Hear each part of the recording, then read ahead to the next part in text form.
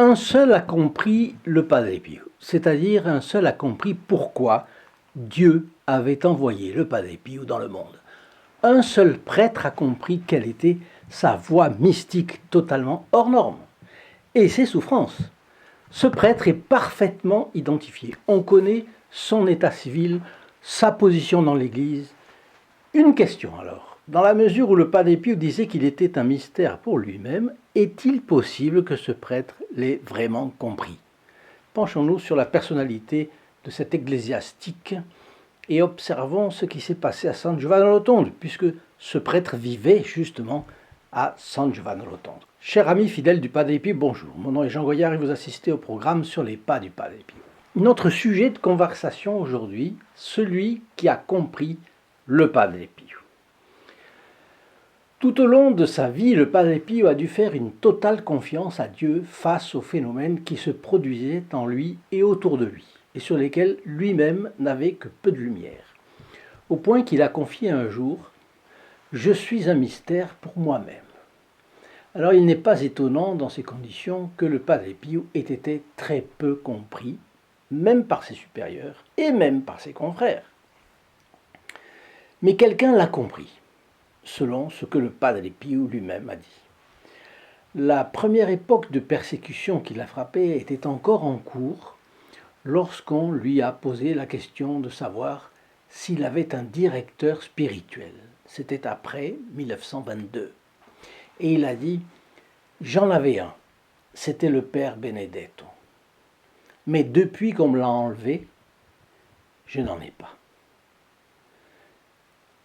« Mais votre confesseur n'est-il pas le père Agostino ?» lui a demandé un de ses confrères capucins. Et il a répondu « C'est vrai, mais il ne me comprend pas et je dois continuer à mettre ma confiance en Dieu seul. Avoir un directeur spirituel fait partie du libre choix de chacun. » C'est intéressant cette phrase. Elle dit plusieurs choses, mais en tout cas, une chose est claire, confesseur et directeur spirituel, ce sont deux choses. On doit se confesser régulièrement, oui, et c'est important pour avoir l'âme toujours propre, pour recevoir le corps, le sang, l'âme et la divinité du Christ présents, tous les quatre, dans l'hostie consacrée lors de la messe. C'est une seule personne, le corps, le sang, l'âme et la divinité du Christ. Une personne, la troisième personne de la Sainte Trinité. Mais il est évident que c'est lorsque l'hostie est consacrée lors de la messe. On n'imagine pas quelqu'un recevoir un prince dans une maison sale et mal tenue. Avec notre Seigneur Jésus-Christ, c'est beaucoup plus qu'un prince, c'est un roi, et même plus qu'un roi. C'est le roi des rois et le Seigneur des seigneurs, le créateur de toutes choses. Et puis, si nous mourons, nous devons être prêts avant. Nul ne sait le jour ni l'heure.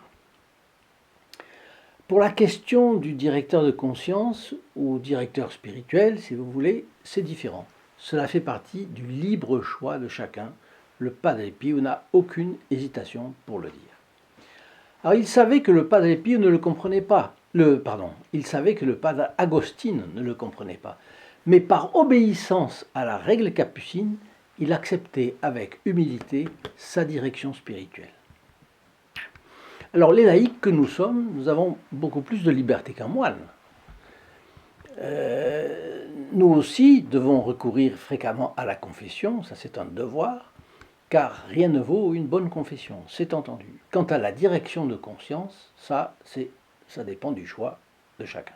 Bref, le père Agostino n'était pas un mystique et contrairement au Padre Benedetto, il ne comprenait pas le Padre Pio qui était lui un grand mystique.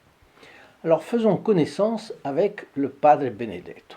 Avant cela, je vous donne rendez-vous dans la description de cette vidéo ci-dessous, sous le lien en bleu st-padre-pio.fr, je vous y donne rendez-vous, vous verrez tous les avantages et les possibilités qui s'offrent à vous pour remercier le Padre Pio de ce qu'il fait pour vous. Je ne doute pas qu'il fasse énormément pour vous. Et il fait pour chacun de ses protégés, pour ceux qui se placent sous sa protection. Mais vous verrez aussi, et j'insiste, sur les bénéfices que reçoivent les membres du groupe des protégés du Padre Pio. Le père Benedetto da San Marco in Lamis, Gerardo Nardella dans le siècle, donc parfaitement bien connu, est né en 1872 dans la ville de San Marco in Lamis, à 8 km à l'ouest de San Giovanni Rotondo. Il est entré dans l'ordre des frères mineurs capucins à 18 ans et prêtre à 26. Le voilà à 35 ans déjà, excellent guide des âmes, à commencer par un grand nombre de ses confrères capucins. À 37 ans, il est élu provincial de la région capucine de Foggia, dont dépend le couvent de San Giovanni Rotondo, et il le restera 10 ans. Doué de finesse et d'un grand sens de la pédagogie, il s'est aussi occupé de la formation philosophique et théologique des tout jeunes capucins. Et il avait été aussi professeur d'histoire et de philosophie. Et à ce moment-là, il a connu le Padre Pio novice à Morcone en 1903.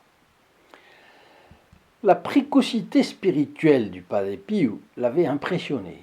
Et comme provincial des Capucins, eh bien, c'est lui qui s'est occupé du cas Padre Pio dès que les charismes de ce dernier ont excité la curiosité des journalistes et la jalousie de certains ecclésiastiques.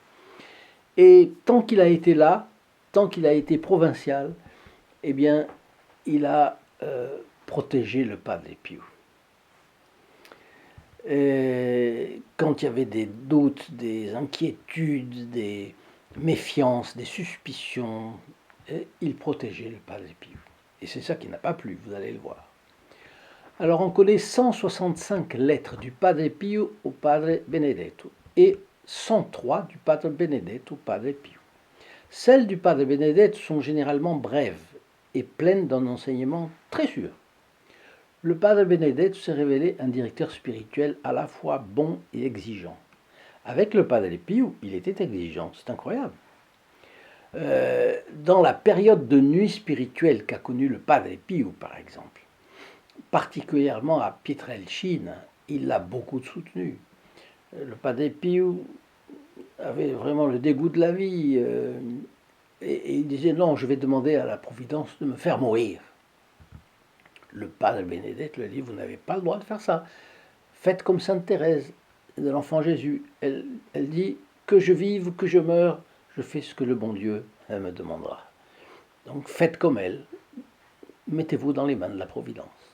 Le Padre Benedetto a vite été convaincu des grâces mystiques extraordinaires reçues par son confrère. Il s'est efforcé, comme supérieur, de les maintenir secrètes autant qu'il a pu, parce que au début c'était le cas. C'était des phénomènes extraordinaires. Il a même eu recours au charisme du Padre Pio à plusieurs reprises dans son gouvernement de la province ou dans la direction spirituelle de ses dirigés. Il allait demander conseil au Padre Pio pour telle ou telle chose. Dans leur courrier, même, on note petit à petit un renversement. Le dirigé devient le directeur et le directeur devient le dirigé. Voyez, de sorte qu'une grande amitié a lié les deux capucins. Alors, dès le premier abord, le Padre Benedetto marquait par sa stature imposante, sa carrure robuste, même paysanne, son maintien ferme et naturel, il se tenait bien droit, et ses traits étaient forts et réguliers, ses yeux clairs, perspicaces, je dirais scrutateurs comme ceux du Padre Pio. C'était un prédicateur célèbre, très demandé dans le sud de l'Italie. Alors là-dessus, il faut que je vous rappelle que l'ordre capucin s'est toujours caractérisé par sa formation à la prédication et à la controverse, pour des contacts plus avec des assemblées qu'avec des individus isolés d'ailleurs. Les capucins prêchaient aux diverses classes sociales depuis le XVIIe siècle. Ils allaient au contact du peuple de Dieu en créant des temps forts, comme on dit aujourd'hui, au moyen de missions, dans les villes et dans les villages, en promouvant l'adoration des 40 heures devant le très Saint-Sacrement. C'était une tradition, ça, en France, autrefois. Les 40 heures d'adoration. On exposait le Saint-Sacrement dans l'église, les personnes de la ville, du village, venaient adorer le Saint-Sacrement, et pendant ce temps-là, il y avait des capucins qui prêchaient. Ce n'était pas de grands discours à la Bossuet, pas d'effet de manche. Il s'adressait à la raison, évidemment, mais plus encore au cœur. Et il savait créer des ambiances, soit par la décoration des églises, mais aussi par la variation de leur ton, leur enthousiasme, leurs expressions. Mais il laissait de côté l'affectation, l'emphase, les tournures savantes. Il prêchait sans ornement ni subtilité inutile, sans extravagance. Alors il prêchait les fins dernières, on les a accusés d'être rudes. Les fins dernières, c'est un fait. Et il ne dédaignait pas de parler aux émotions non plus. Et ils emportaient l'adhésion de l'individu tout entier. Alors vous connaissez l'adage, les idées convainquent, les exemples entraînent. Eh bien, la grâce passait par eux parce qu'ils étaient des hommes pleins de zèle. Ils étaient austères, ça se sentait, c'était clair. C'étaient des pénitents entièrement détachés du monde. On sentait en eux des hommes chastes, des religieux pratiquant vraiment la pauvreté et obéissant de façon exemplaire jusqu'à la soumission de leur jugement et de leur volonté aux supérieurs. Cela caractérisait l'ordre capucin. Et c'est cela qui attirait chez eux et qui rendait ferventes les paroisses tièdes, ardents les gens indifférents. Dans vos commentaires, dites-moi ce que vous en pensez. Au vu de votre expérience autour de vous, vous avez vu des gens comme ça? Vous avez vu des gens qui communiquent le feu? Au fond, on n'invente rien quand on recommande aujourd'hui aux prêtres d'aller aux périphéries. L'Église a toujours été aux périphéries, depuis le Moyen-Âge, mais bien avant, depuis les apôtres. Ils étaient 12 et les disciples étaient 72. Pensez bien qu'ils étaient plongés dans la périphérie tout de suite. Ça me fait penser à une chose. Nous avons des conversations autour du Padre Pio, mais vous êtes entièrement convaincus. Alors, qui peut toucher les périphéries? Eh bien, c'est vous. Vous êtes la ligne de front au contact des périphéries qui nous entourent. C'est vous qui avez la faculté de faire connaître la bonté et les charismes du Padre Pio, sa vie foisonnante d'anecdotes pittoresques et de miracles. Et une différence entre le Padre Pio et tous les missionnaires et les capucins, c'est qu'avec lui, c'était les périphéries qui venaient à lui et non le contraire. Sa vocation est exceptionnelle, d'accord. Donc c'est à nous, permettez-moi de vous le dire aussi, c'est à vous de nous diriger vers les personnes pour les acquérir au Padre Pio. Les choses ne sont pas difficiles, c'est juste de se donner la peine de partager, d'avoir le courage de parler, parler avec aisance, parler avec difficulté, mais parler. Parler, c'est partager. Vous serez aidé de la grâce, puisqu'en plus la messe du vendredi à midi est célébrée pour vous chaque semaine où vous faites au moins un partage. Et celui qui reçoit votre partage entre aussi instantanément dans les intentions de cette messe. Alors ne perdez pas cette bonne occasion, cette excellente occasion de faire connaître les fioretti du Padre Pio et de faire grandir l'apostolat de sa vie si passionnante. Il ne faut pas perdre ça. La Sainte Vierge et le Padre Pio vous en sauront gré. Disons aussi que le Padre Benedetto était une autorité en théologie mystique et vie intérieure. D'ailleurs, il a publié 9 livres sur la question. Dès 1910, les supérieurs du Padre Pio, conscients de ses progrès spirituels, ont choisi celui qu'ils considéraient comme le capucin le plus sage, le plus compétent, le plus expérimenté de la province de Foggia, le Padre Benedetto. Et celui-ci est d'ailleurs mort avec la réputation d'avoir reçu des visions et des communications divines.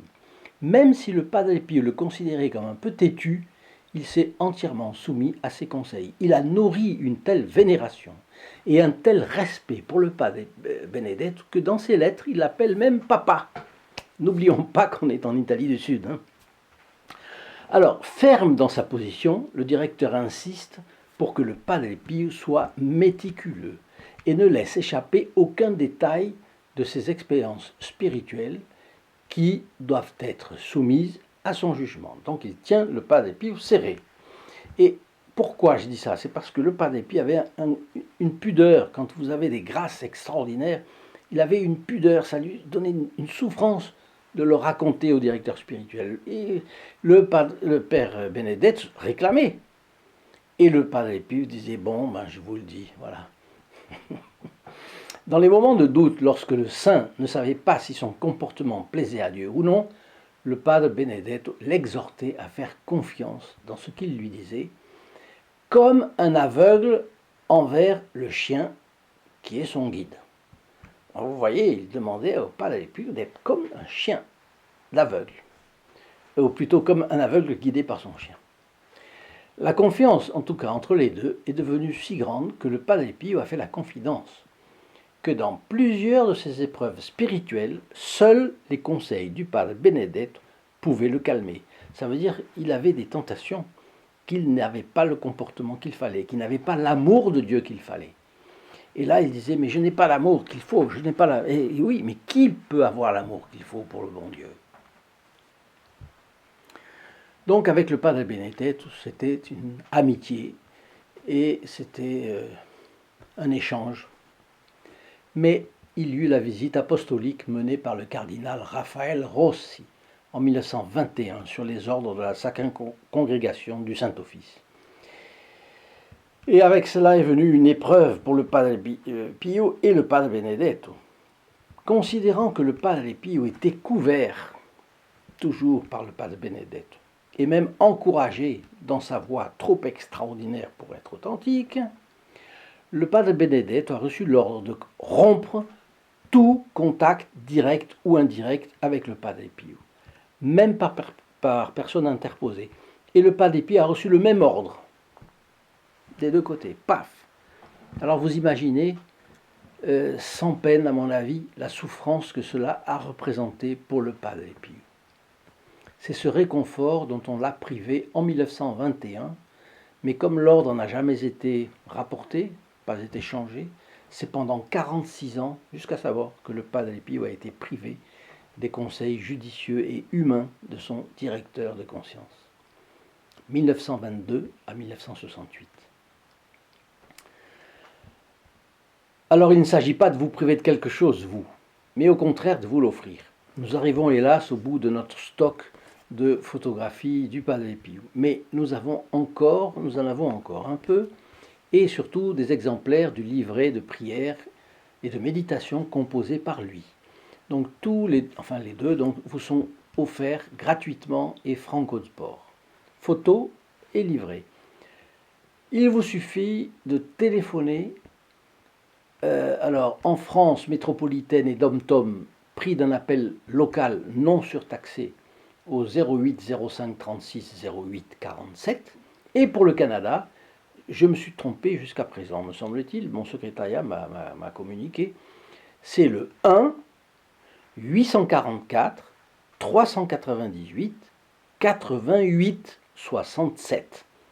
Donc, je fais amende honorable, je me suis trompé jusqu'à présent. Les deux capucins ne se sont plus jamais revus et n'ont plus jamais entendu parler l'un de l'autre. Ils ont été obéissant comme un capucin doit être obéissant, c'est-à-dire à l'extrême. Comme le padre Pio, le père Benedetto a obéi strictement aux instructions du supérieur général de l'ordre, jusqu'à sa mort, survenu au couvent de San Severo le 22 juillet 1942 à l'âge de 70 ans. Si vous avez aimé cette vidéo, n'oubliez pas votre like ni de vous abonner, vous recevrez toutes nos actualisations, n'en perdrez rien. A très bientôt autour de notre bon Padre Pio. Au revoir. In nome del Padre, del Figliolo e dello Spirito Santo, e così sia. Sia lodato Gesù e Maria, e